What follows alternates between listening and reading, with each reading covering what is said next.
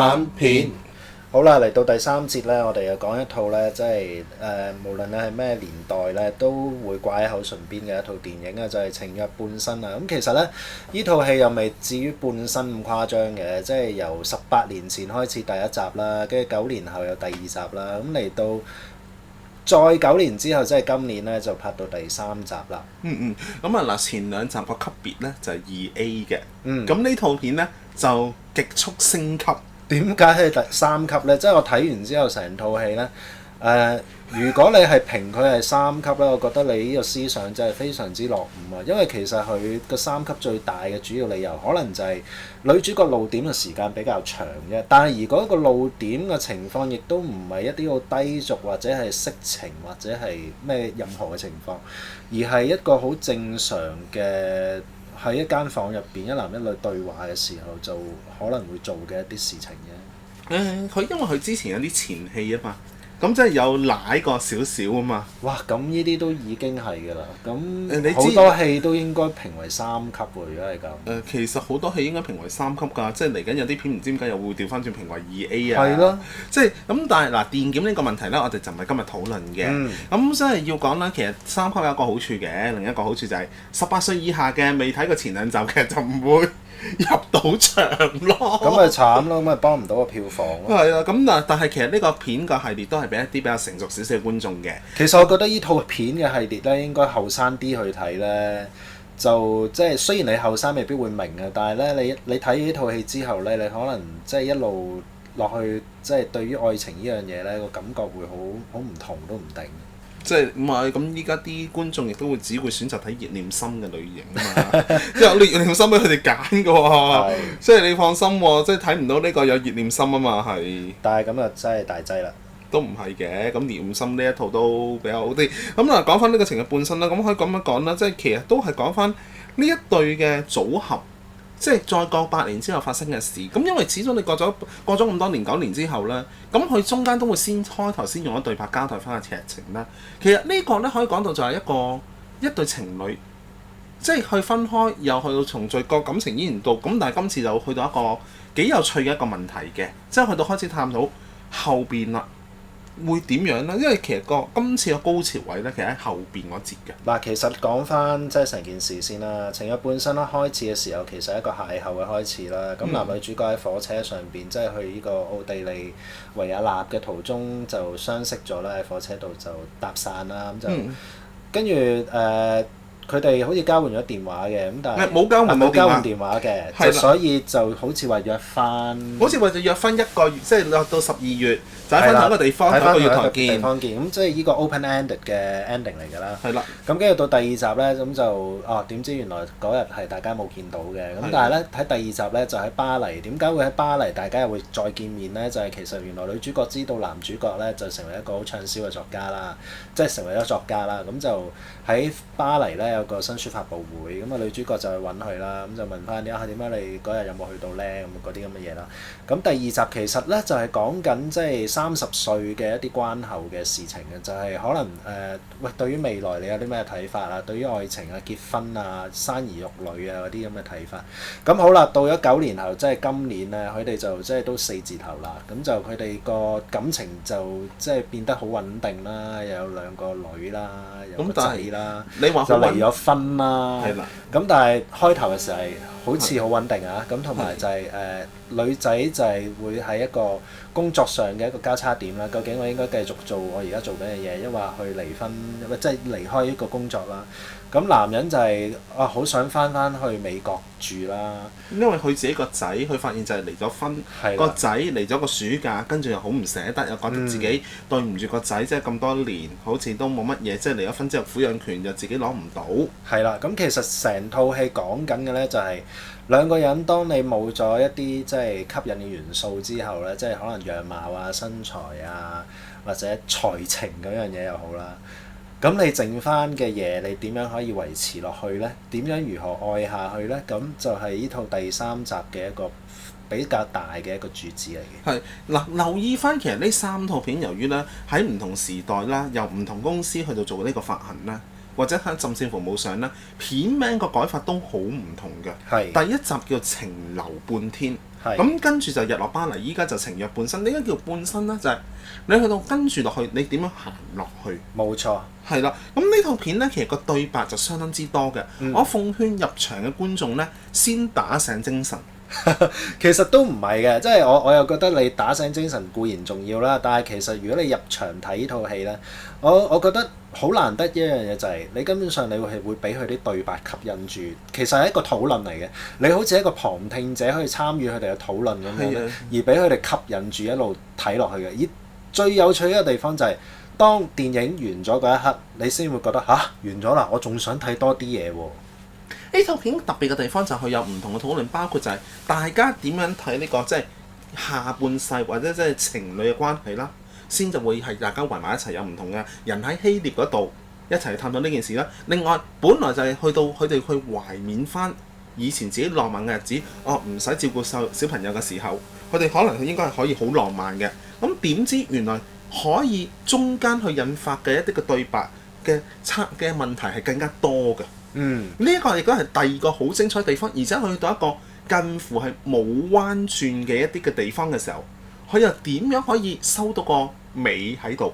嗱，如果你話第一集係浪漫咁，當然唔會有懷疑啦。咁第二集其實係都開始涉及到一啲好現實嘅問題啦，即係浪漫20幾歲嘅時候浪漫夠啦，咁30歲就要開始即係面對未來啦，籌劃未來啦。咁到40歲咧，浪漫嗰個情況咧，真係其實已經融入咗喺現實入邊嘅，即係你諗下，即係如果一對老夫老妻即係未必係老夫老妻嘅40歲嘅情侶或者夫妻嗌咗交，個男人仲有一啲浪漫可以去同你即係氹翻嚟嘅時候，其實呢件事已經係一個喺生活上邊好浪漫嘅一件事嚟嘅。咁所以嗰種浪漫嘅轉化咧，喺呢3套戲、呢3部曲入邊咧，其實幾有趣嘅，我覺得。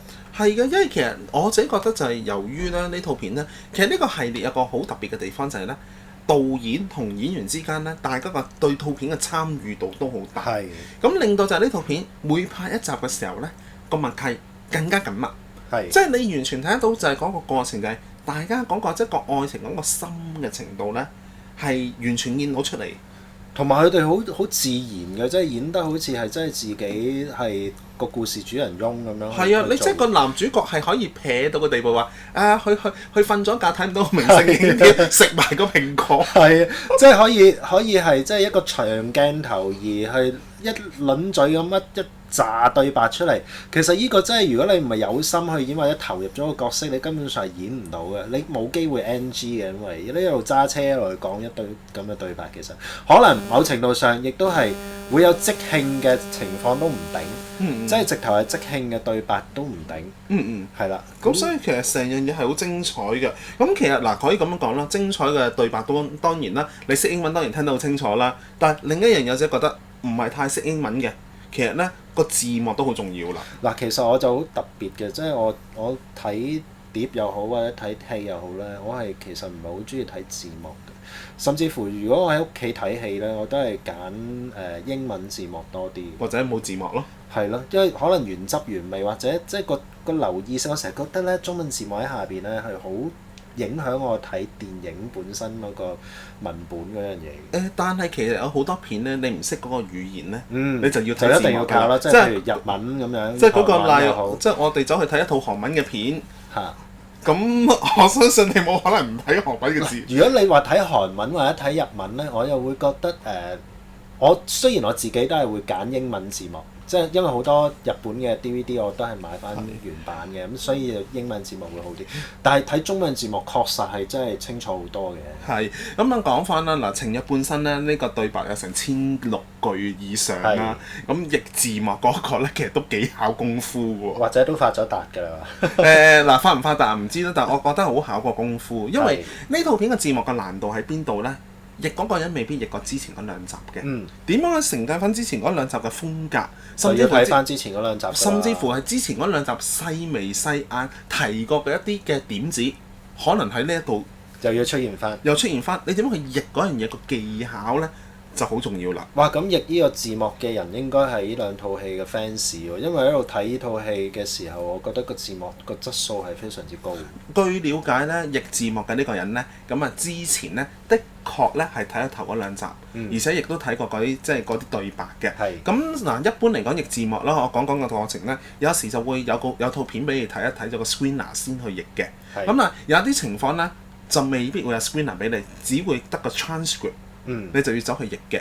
咁佢即係打咗折扣嘅喎。因為嗱，你表情啊或者個氣氛個環境都會影響嗰個字幕。但可以講俾你聽，呢套《情約》本身係冇睇過圖片嚟譯嘅。哇！咁好犀利喎。係啊，咁嗱譯字幕咧，亦都有啲地方好重要嘅就係你個裝諧度，同埋你好多時譯個字幕有字數嘅限制，因為大家嘅眼咧望住個銀幕咧，一行通常望13個字咧都已經好辛苦。哇！13個字你唔好叫我睇啦，真係。咁同埋每行嘅字幕都要出到有一定嘅時間喺度啦，即係我冇理由閃半秒出嚟㗎。嗱呢個亦都係咧日本電影喺歐洲發行又好，美國發行又好咧，出現最大嘅問題就係你知日本人嗰啲名係好難記㗎嘛。如果你譯咗做英文嘅時候，佢哋啲字幕咧又係快到咧1秒就過㗎。係啊。咁所以好多時我睇即係啲歐洲嘅日本片咧係好難去明白佢講咩嘅。係啊，咁所以大家要明白就係睇片咧，其實譯字幕個功夫好多。嗱，第一字數唔可以太多。